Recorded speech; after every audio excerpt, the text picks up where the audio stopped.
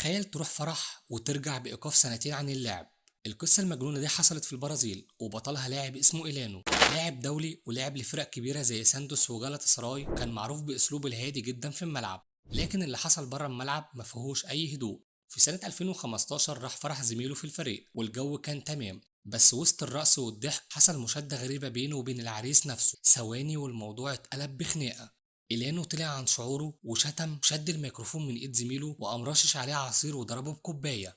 الناس كلها حاولوا يهدوا الموقف، بس الطين اتعكى اكتر. والمفاجأة الزميل رفع عليه قضية قدام اتحاد الكرة وقال احنا لعيبة محترفة، حتى بره الملعب لازم يكون في احترام. الاتحاد حقق من اللي حصل وفعلا صدر القرار الصادم، ايقاف إيلانو سنتين عن اللعب. يعني مش خناقة في ماتش ولا حتى طرد بكارت احمر، ده فرح بس اتكتبت في سجل العقوبات زي اي تصرف في الملعب بالظبط. ومن يومها مسيرة إيلانو أخدت منحنى تاني، الناس افتكرته هيرجع لكنه اختفى عن الأضواء حرفيا ومحدش سمع عنه بعدها.